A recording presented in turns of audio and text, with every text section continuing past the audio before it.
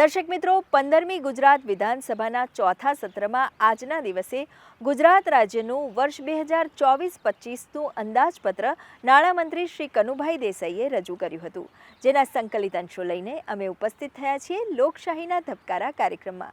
તો આવો નિહાળીએ લોકશાહીના ધબકારા.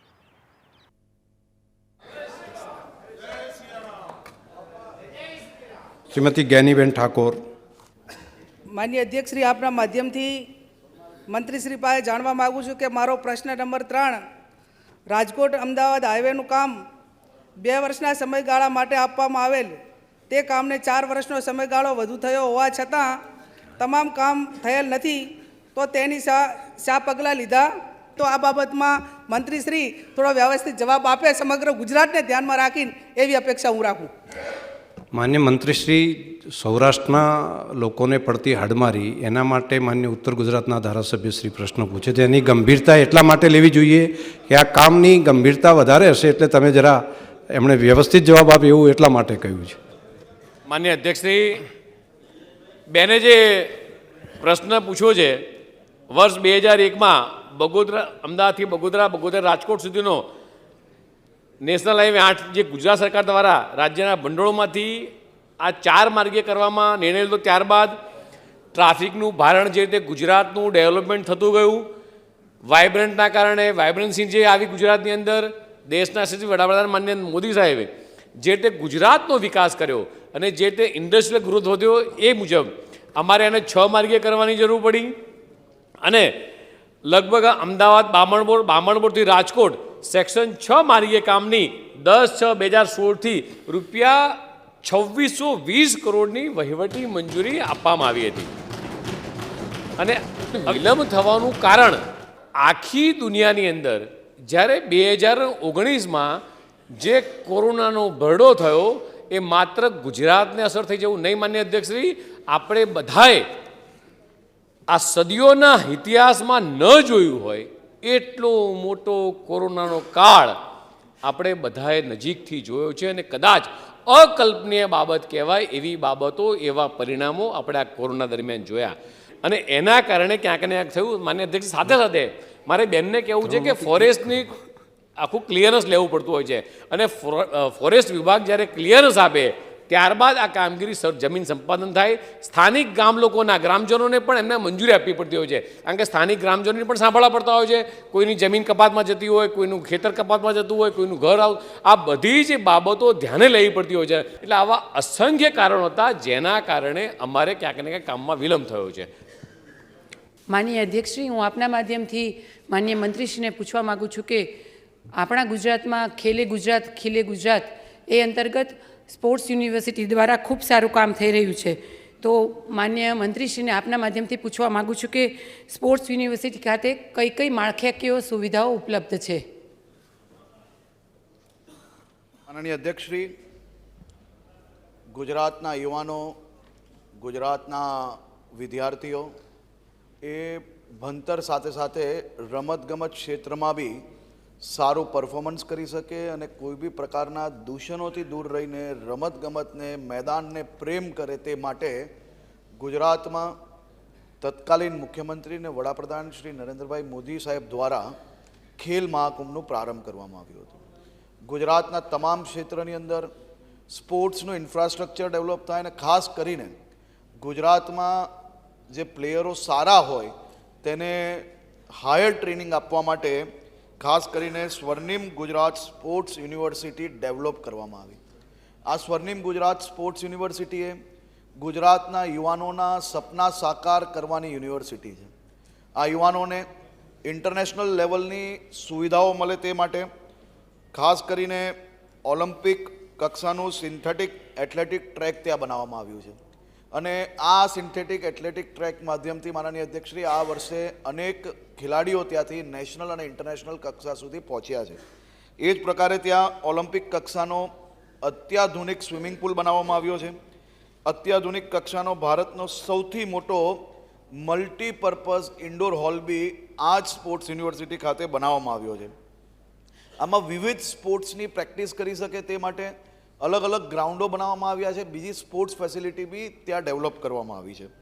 સ્માર્ટ ક્લાસરૂમ બી ત્યાં જ્યાં ખેલાડીઓ સ્પોર્ટ્સની ટ્રેનિંગ લે છે સાથે સાથે ભણતર બી પ્રાપ્ત કરી શકે તે માટે સ્માર્ટ ક્લાસરૂમ ત્યાં ડેવલપ કરવામાં આવ્યા છે.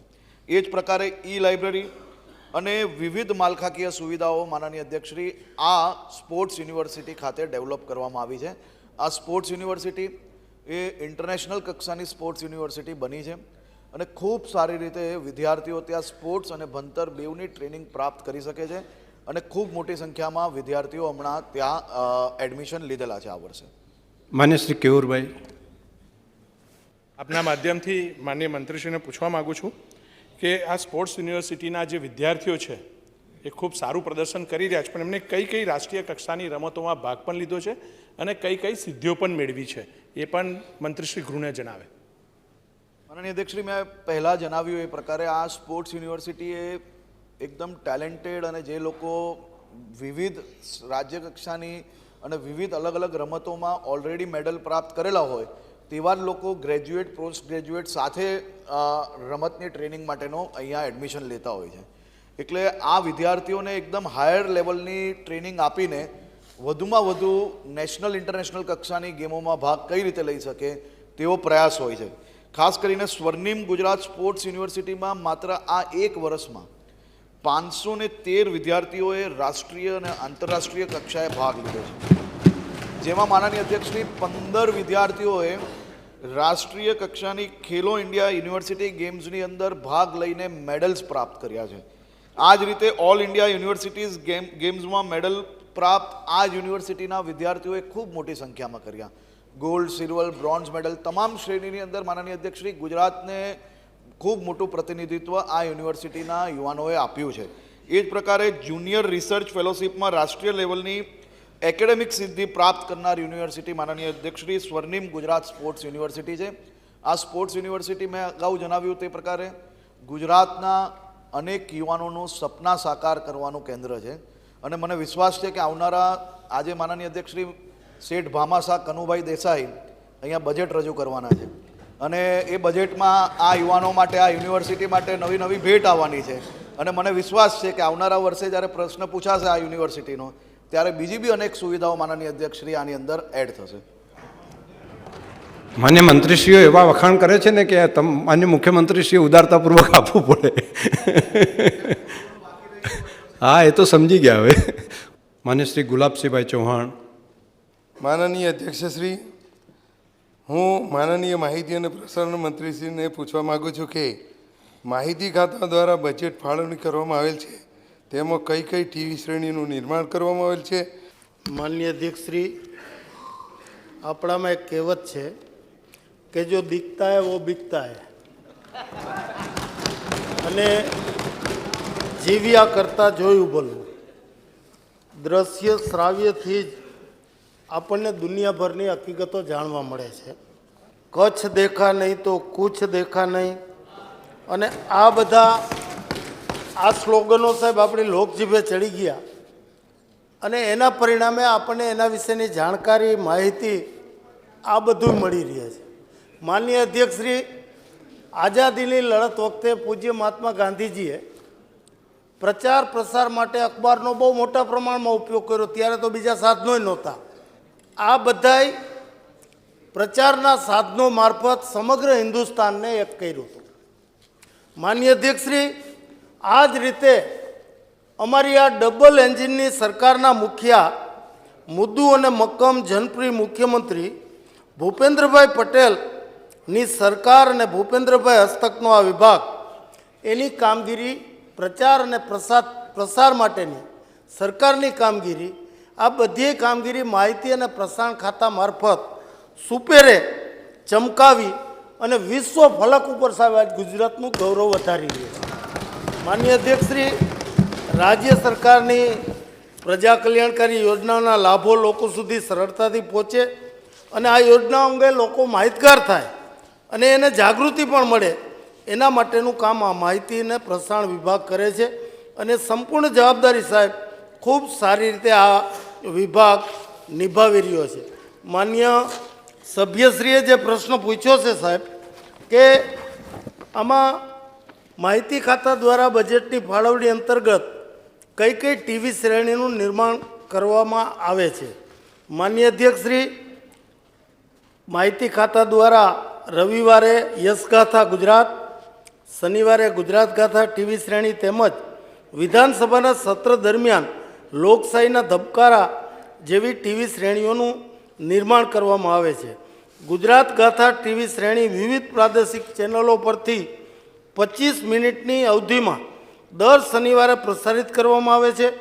યશગાથા ગુજરાતની શ્રેણી વિવિધ ટીવી ચેનલો દ્વારા નિયમિતપણે દર રવિવારે પ્રસારિત કરાય છે. તેમજ વિધાનસભાના સત્ર દરમિયાન માનનીય અધ્યક્ષશ્રી લોકશાહીના ધબકારા શ્રેણી રાજ્યની વિવિધ ચેનલો પરથી દૈનિક ધોરણે પ્રસારિત કરવામાં આવે છે અને આ કાર્યક્રમનું નિર્માણ સંપૂર્ણ ઇન હાઉસ થાય છે. માન્ય સભ્યશ્રી. અધ્યક્ષશ્રી, માન્ય મંત્રીશ્રી પાસે જાણવા માગું છું કે માહિતી ખાતા દ્વારા જનકલ્યાણ અને લોકહિત માટે કયા પ્રકાશનો બહાર પાડવામાં આવે છે અને માન્ય અધ્યક્ષશ્રી વિશેષમાં એ છે કે માહિતી ખાતા દ્વારા જે યુવાધન છે એને માર્ગદર્શન આપવા માટે કયા પ્રકાશનો બહાર પાડવામાં આવે છે. માન્ય અધ્યક્ષશ્રી, મુદ્રિત પ્રકાશનો એ પ્રચાર પ્રસાર માધ્યમનો એક અસરકારક માધ્યમ છે. રાજ્યની જનસામાન્ય અને અંતરિયાળ વિસ્તારમાં વસતા આદિવાસી અને અનુસૂચિત જાતિના લોકોને પણ સરકારની કલ્યાણલક્ષી યોજનાની જાણકારી મળી રહે તે હેતુથી વિવિધ પ્રકારના સમાજ ઉપયોગી પ્રકાશનો પ્રસિદ્ધ કરવામાં આવી રહ્યા છે. માન્ય અધ્યક્ષશ્રી, પ્રથમ પ્રશ્નના જવાબમાં જણાવું તો માહિતી ખાતા દ્વારા દર પખવાડિયે ગુજરાત પાક્ષિક અને દર વર્ષે દીપોત્સવી અંક અને અંગ્રેજીમાં દર 3 માસે ધ ગુજરાત પ્રકાશિત કરવામાં આવે છે. માહિતી ખાતા દ્વારા નિયમિત રીતે પ્રકાશિત થતા ગુજરાત પાક્ષિકમાં રાજ્ય સરકારની વિવિધ મહત્ત્વપૂર્ણ બાબતોને આવરી લેતા લેખો, સમાચારો, ફોટોગ્રાફ્સ વગેરે દ્વારા આમ જનતાને ઉપયોગી માહિતી આપવામાં આવે છે. માન્ય અધ્યક્ષશ્રી, માહિતી ખાતા દ્વારા પ્રસિદ્ધ કરતા ગુજરાત દીપોત્સવી અંકમાં વિવિધ અભ્યાસ લેખો, વિનોદિકા સંપુટ, નવલિકા સંપુટ વગેરેનો સમાવેશ કરવામાં આવે છે અને આ અંકને ખૂબ જ લોકચાહના મળી છે અને વાંચકો દ્વારા પણ ખૂબ જ સારો પ્રતિભાવ મળ્યો છે. માનનીય અધ્યક્ષશ્રી, ગુજરાત રાજ્યની વિવિધ વિકાસલક્ષી બાબતોથી રાજ્ય બહારના લોકો પણ માહિતગાર થાય તે આશયથી દર 3 માસે અંગ્રેજી ભાષામાં ધ ગુજરાત પ્રસિદ્ધ કરવામાં આવે છે. માનનીય અધ્યક્ષશ્રી, સભ્યશ્રીએ જે યુવક અને યુવતીઓને જે રોજગાર માટેનો પ્રશ્ન પૂછ્યો એના સમાચારો માટેનો, તો એના માટે ગુજરાત અને ગુજરાત બહારના રોજગાર વિષયક માર્ગદર્શન મળી રહે તે આશયથી દર બુધવારે ધ ગુજરાત રોજગાર સમાચાર સાપ્તાહિક પ્રસિદ્ધ કરવામાં આવે છે અને આ ઉપરાંત વિદ્યાર્થીઓને કારકિર્દી વિશેની તમામ માહિતી એક જ જગ્યાએથી મળી રહે તેવા શુભ આશયથી પ્રતિવર્ષ કારકિર્દી વિશેષાંક પણ બહાર પાડવામાં આવી રહ્યો છે. આવી રીતે ગુજરાતના લોકોને અને ગુજરાતના યુવાનોને તમામ જાણકારી મળી રહે સરકારની કામગીરી, રોજગારલક્ષી માહિતી, આ બધાય માટે સાહેબ માહિતી અને પ્રસારણ ખાતું ખૂબ વ્યવસ્થિતપણે માનનીય મુખ્યમંત્રીશ્રીના માર્ગદર્શન હેઠળ કામ કરી રહ્યું છે. સન 24-25ના વર્ષના અંદાજપત્રની રજૂઆત માન્ય નાણામંત્રીશ્રી. માનનીય અધ્યક્ષશ્રી, હું સને 24-25ના નાણાકીય વર્ષનો અંદાજપત્ર રજૂ કરવાની રજા લઉં છું. જી. માનનીય અધ્યક્ષશ્રી, છેલ્લા 2 દાયકામાં સાતત્યપૂર્ણ વિકાસ કરી જીએસડીપીમાં 14.89% વિકાસ દર ગુજરાતે હાંસલ કર્યો છે. વર્ષ 2001માં દેશના જીડીપીમાં રાજ્યનો ફાળો 5.1% હતો, જે આજે વધીને 8.2% થયેલ છે. દેશના વિકાસમાં પોતાનો ફાળો ઉત્તરોત્તર વધારી દેશના ગ્રોથ એન્જિન તરીકેનું પ્રસ્થાપિત થયેલ છે. રાજ્યની આ વિકાસ યાત્રાના પ્રણેતા અને ગુજરાતના પનોતા પુત્ર માનનીય વડાપ્રધાન શ્રી નરેન્દ્રભાઈ મોદીએ આઝાદીના શતાબ્દી એટલે કે વર્ષ 2047 સુધીમાં ભારતને વિકસિત રાષ્ટ્ર બનાવવા વિકસિત ભારત એટ 2047નું આહ્વાન કર્યું છે. આપણા મુદ્દું પણ મક્કમ એવા માનનીય મુખ્યમંત્રી શ્રી ભૂપેન્દ્રભાઈનું સ્વપ્ન છે કે આપણું ગુજરાત 5G ગુજરાત બને. તેઓની 5G ગુજરાતની કલ્પના છે. ગરવી ગુજરાત, ગુણવંતુ ગુજરાત, ગ્રીન ગુજરાત, ગ્લોબલ ગુજરાત અને ગતિશીલ ગુજરાત. ગરવી ગુજરાત એટલે કે એવું ગુજરાત કે જે અન્ય પ્રદેશથી શ્રેષ્ઠ હોય. ગુણવંતુ ગુજરાત એટલે એવું રાજ્ય જેના નાગરિકોનું જીવન મૂલ્યનિષ્ઠ હોય અને સાંસ્કૃતિક વારસાના જતન સાથે પર્યાવરણ સાથે સામંજસ્ય સાધી જીવન જીવતા હોય. ગ્રીન ગુજરાત કે જેમાં રિન્યુએબલ ઉર્જા અને સર્ક્યુલર ઇકોનોમીને પ્રાધાન્ય હોય, અને ગ્લોબલ ગુજરાત કે જે સમગ્ર વિશ્વ સાથે આર્થિક અને સાંસ્કૃતિક રીતે જોડાયેલું હોય. ગતિશીલ ગુજરાત એટલે કે જેનો વૃદ્ધિ દર અન્ય પ્રદેશો કરતાં વધુ હોય અને તે બદલાતી વૈશ્વિક પરિસ્થિતિમાં પણ આર્થિક રીતે અગ્રેસર રહે. આમ ગરવી ગુજરાતનું વિકાસ તંત્ર ગુણવંતુ હોય, ગ્રીન અર્થતંત્રની સાથે તે ગ્લોબલ હબ બને અને સમય સાથે ગતિશીલ રહે એ અમારો ધ્યેય છે. માનનીય અધ્યક્ષશ્રી, ભારતના સર્વાંગી વિકાસ અને સમરસ સમાજની રચના માટે માનનીય વડાપ્રધાન શ્રી નરેન્દ્રભાઈ મોદીએ સમાજના 4 વર્ગો જ્ઞાન એટલે કે ગરીબ, યુવા, અન્નદાતા અને નારી શક્તિના ઉત્કર્ષ માટે ભાર મૂકેલ છે. આર્થિક વિકાસ અને સામાજિક સુરક્ષાના સુગમ સંયોગથી છેવાડાના માનવી સુધી સરકારની યોજનાઓનો લાભ પહોંચે તેમજ તેમની આવક વધે સુનિશ્ચિત કરવાનું અમે નક્કી કર્યું છે. માનનીય અધ્યક્ષશ્રી, અમારી સરકારના દરેક આયોજન અને કાર્યક્રમમાં ગરીબ, યુવા, અન્નદાતા અને નારી શક્તિનો વિશેષ પ્રાધાન્ય આપવામાં આવેલ છે. વિકસિત ભારત એટ 2047 ગુજરાતની દિશા નક્કી કરી રાજ્યના 7 કરોડ ગુજરાતીઓના સ્વપ્નો અને આકાંક્ષાઓને મૂર્તિમંત કરવા વિકસિત ગુજરાત એટ 2047નું વિઝન ડોક્યુમેન્ટ અમારી સરકારે બહાર પાડેલ છે. અત્યાર સુધી થયેલા વિકાસને પાયામાં રાખીને આ દસ્તાવેજમાં અમૃતકાળના આગામી 25 વર્ષ માટે રાજ્યના ભાવિના લક્ષ્યાંકો નક્કી કર્યા છે. આ વિઝન ડોક્યુમેન્ટ સર્વપ્રથમ તૈયાર કરી ગુજરાતે બીજા રાજ્યોને વિકાસની નવી રાહ ચીંધી છે.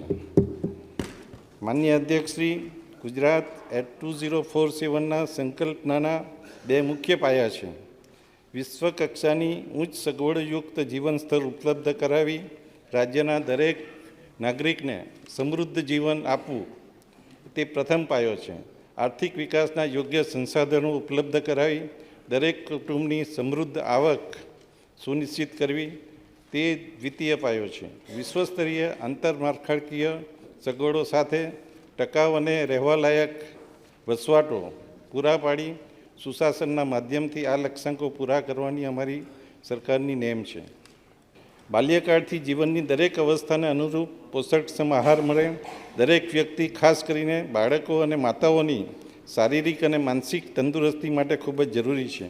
આજના નાગરિકોના પોષણને વધારે સુદૃઢ બનાવી આવનારી પેઢીને વધારે સક્ષમ બનાવવા હું સુપોષિત ગુજરાત મિશનની જાહેરાત કરું છું. આ મિશનમાં બાળકો, કિશોરીઓ અને મહિલાઓને કેન્દ્ર સ્થાને હોય તેઓનું પોષણ સુનિશ્ચિત કરવું એ અમારો સામાજિક સંકલ્પ છે. માનનીય અધ્યક્ષશ્રી, વિકસિત ગુજરાત એટ 2047ની સંકલ્પનામાં કિશોરીઓની ભૂમિકા મહત્ત્વની છે. ભવિષ્યની માતૃશક્તિના સ્વરૂપમાં સ્વસ્થ અને શિક્ષિત સમાજના નિર્માણમાં તેઓનું યોગદાન અમૂલ્ય છે. તેમના પોષણ, આરોગ્ય અને શિક્ષણને પ્રોત્સાહન આપવા હું નમો લક્ષ્મી યોજનાની જાહેરાત કરું છું. સરકારી અનુદાનિત ખાનગી માધ્યમિક અને ઉચ્ચતર માધ્યમિક શાળાઓમાં અભ્યાસ કરનાર પાત્રતા ધરાવતી અંદાજે 10 લાખ વિદ્યાર્થીઓને ધોરણ 9 અને 10 માટે વાર્ષિક ₹10,000 તેમજ ધોરણ 11 અને 12 માટે વાર્ષિક ₹15,000ની સહાય આપવામાં આવશે. આ યોજના હેઠળ 12 સુધીનો અભ્યાસ પૂર્ણ કરીએથી કુલ 50,000ની સહાય મળવાપાત્ર થશે. માનનીય અધ્યક્ષશ્રી, સગર્ભા અને ધાત્રી માતાઓના પોષણને વધારે સુદૃઢ કરી તેમને સક્ષમ બનાવવા હું નમો શ્રી યોજનાની જાહેરાત કરું છું. આ યોજના અંતર્ગત એસસી, એસટી, એનએફએસએ, પીએમજેવાય સહિતના 11 જેટલા માપદંડોમાં આવતી સગર્ભા બહેનોને ₹12,000ની સહાય આપવામાં આવશે. માનનીય અધ્યક્ષશ્રી, 3 થી 5 વર્ષના બાળકો માટે આંગણવાડીમાં પૂર્વ પ્રાથમિક શિક્ષણ ઉપરાંત પોષણક્ષમ આહાર આપવામાં આવે છે. આંગણવાડીઓને વધારે કાર્યક્ષમ બનાવવા હાલની વ્યવસ્થામાં નોંધપાત્ર ફેરફાર સાથેની ₹1,800 કરોડના ખર્ચે અમલી બનનાર આંગણવાડી 201 યોજનાની હું જાહેરાત કરું છું. આ યોજના અંતર્ગત આગામી 3 વર્ષમાં અદ્યતન ટેકનોલોજી સાથે 8,000 નવી આંગણવાડીઓનું નિર્માણ કરવામાં આવશે અને 20,000 આંગણવાડીઓને આઈટી કનેક્ટિવિટી પૂરી પાડી સ્માર્ટ આંગણવાડી બનાવવામાં આવશે. માનનીય અધ્યક્ષશ્રી, 21મી સદી વિજ્ઞાન અને ટેકનોલોજીની સદી છે. જીવનના દરેક ક્ષેત્રમાં આઈટી અને સંલગ્ન ટેકનિકો મહત્ત્વનો ભાગ ભજવવાની છે. વધુમાં ઉચ્ચ કક્ષાની નવી રોજગારીની તકો, વિજ્ઞાન પ્રવાહનું શિક્ષણ જરૂરી છે. વિજ્ઞાન પ્રવાહના અભ્યાસક્રમના શિક્ષણને પ્રોત્સાહન આપવા માટે હું નમો સરસ્વતી યોજનાની જાહેરાત કરું છું. આ યોજના અંતર્ગત ઉચ્ચતર માધ્યમિક શાળાઓના વિજ્ઞાન પ્રવાહમાં અભ્યાસ કરતી ગરીબ અને મધ્યમ વર્ગના પાત્રતા ધરાવતા વિદ્યાર્થીઓને ધોરણ 11માં 10,000 અને ધોરણ 12માં 15,000 મળી કુલ 25,000ની સહાય આપવામાં આવશે. માનનીય અધ્યક્ષશ્રી, તત્કાલીન મુખ્યમંત્રી અને હાલના માનનીય વડાપ્રધાન શ્રી નરેન્દ્રભાઈ મોદીએ વર્ષ 2007માં નિર્મળ ગુજરાત યોજના શરૂ કરેલ હતી.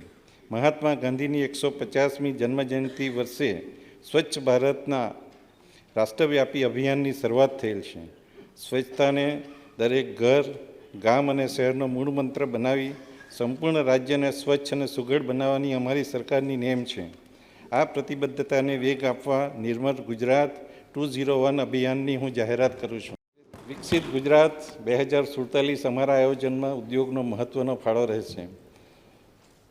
હાલના મહત્ત્વના ક્ષેત્રો જેમ કે textile, chemical, pharmaceutical, machinery, automobile વગેરે સાથે સસ્ટેનેબલ મેન્યુફેક્ચરિંગ માટે semiconductor, green energy, green hydrogen, battery અને તેનાથી સંચાલિત વાહનો આધારિત ઉદ્યોગો ભવિષ્યમાં ગુજરાતના વિકાસના પાયામાં રહે તેવા પ્રયત્નો સરકારે શરૂ કર્યા છે.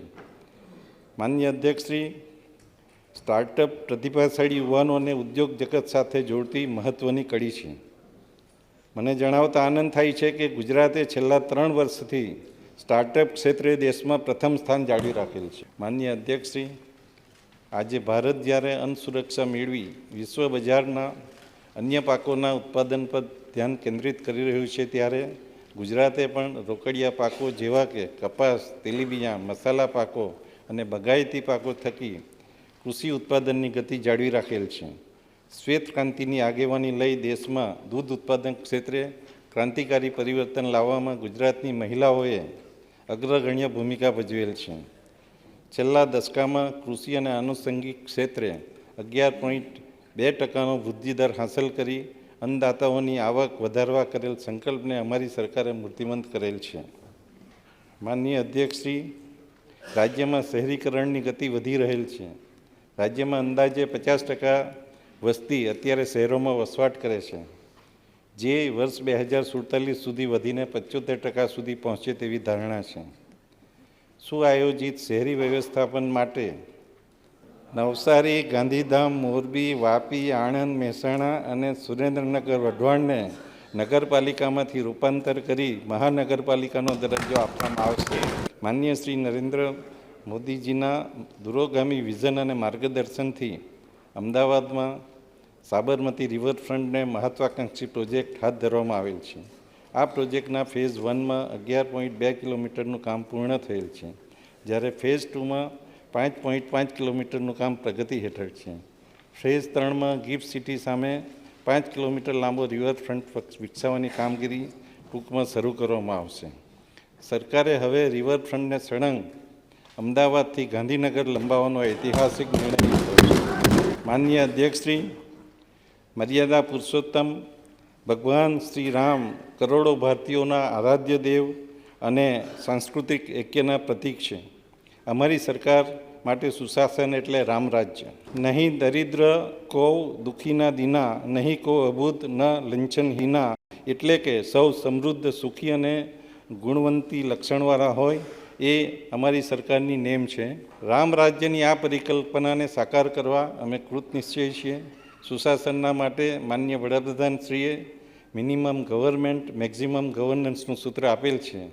સ્વથી ઉપર ઉઠીને સમસ્તીનું કલ્યાણ એ જ ભાવનાથી અમારી સરકાર કાર્યરત છે. આજે છેવાડાના માનવી સુધી સરકારની યોજનાઓનો લાભ પહોંચે, તેઓનો સર્વાંગી વિકાસ થાય, તેની ગેરંટી આપવા વિકસિત ભારત સંકલ્પ યાત્રાના માધ્યમથી સરકાર સક્રિયપણે કામ કરી રહી છે. માનનીય અધ્યક્ષશ્રી, આ બજેટની એક સૌથી વધુ અગત્યની બાબત હું જાહેર કરું કે એક જ નંબર 112 ઉપર પોલીસ, ફાયર બ્રિગેડ અને ઇમરજન્સી સેવાઓ ઉપલબ્ધ થાય એ માટે કેન્દ્રીયકૃત વ્યવસ્થા ચાલુ કરવામાં આવશે.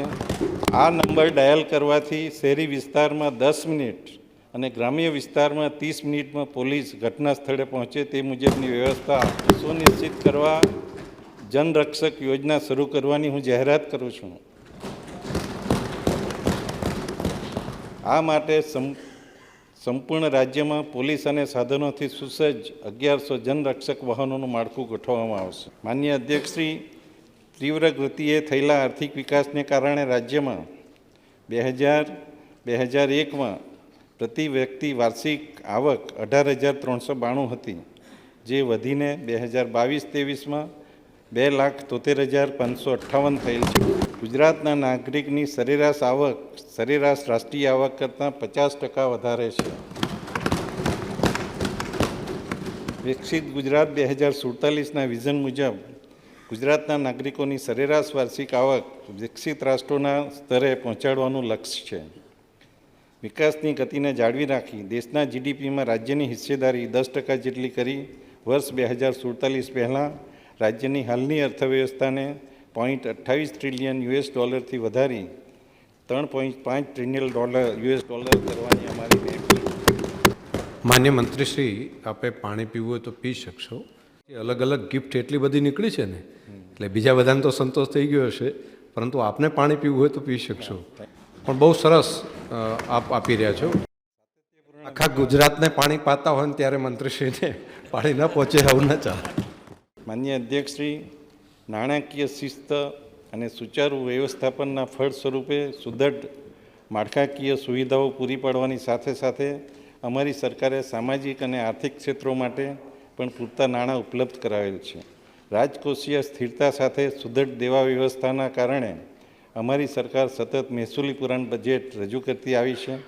નાણાકીય શિસ્ત અને વ્યવસ્થાપનને લગતા તમામ પાસાઓમાં ગુજરાતની સ્થિતિ આજે સમગ્ર દેશમાં અનુકરણીય છે. અમારી સરકારે ગત વર્ષે વિકાસના 5 સ્તંભ સામાજિક સુરક્ષા, માનવ સંસાધન વિકાસ, આંતરમાળખાકીય સુવિધાઓ, આર્થિક પ્રવૃત્તિઓનો વિકાસ અને ગ્રીન ગ્રોથ આધારિત બજેટ રજૂ કર્યું હતું, જેને પાયામાં રાખી વિકસિત ગુજરાત એટ 2047ના લક્ષ્યમાં ભાગીદારી નોંધાવતું અને વિકસિત ગુજરાત 2047ના નિર્માણ કરવા માટેનો રોડ મેપ નક્કી કરતું ₹3,32,465 કરોડનું અંદાજપત્ર આ સન્માનીય ગૃહ સમક્ષ રજૂ કરું છું.